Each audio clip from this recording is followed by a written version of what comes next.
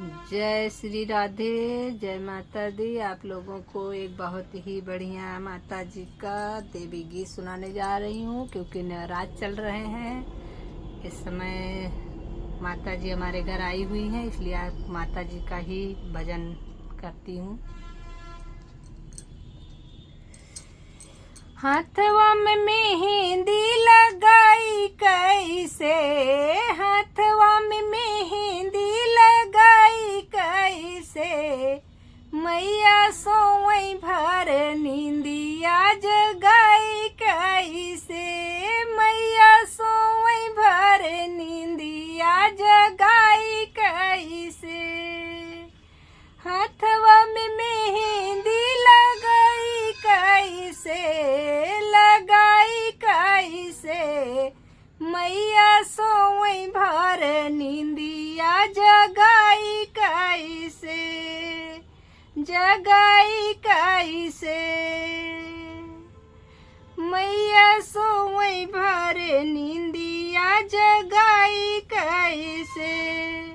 मांग मैया के सिंदूरा सोहे, मांग मैया तेरे सिंदूरा सोहे, मथवा में बिंदिया लगाई कैसे, मथवा में बिंदिया लगाई कैसे, मैया सोई भर नींदिया जगाई कैसे, मैया सोई भर नींदिया जगाई कैसे। हाथवा में मैया के चूड़िया सोहे, हाथवा में मैया के चूड़िया सोहे, हाथवा में मेहंदी लगाई कैसे, हाथवा में मेहंदी लगाई कैसे, मैया सोई भर नींदिया जगाई कैसे, मैया सोई भर नींदिया जगाई कैसे।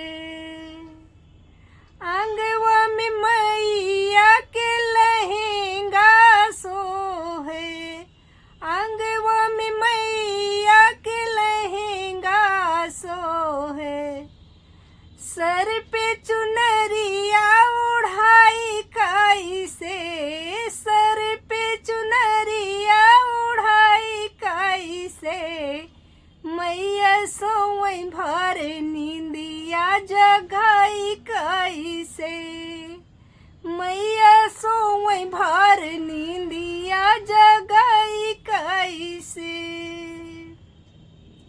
जगाई कैसे। पैरों में मैया के पायलिया सोहे, पायलिया मैया के पैरों में पायलिया सोहे, पैरों में मोहर लगाई कैसे, पैरों में मोहर लगाई कैसे, मैया सोई भर नींदिया जगाई कैसे, मैया सोई भर नींदिया जगाई कैसे।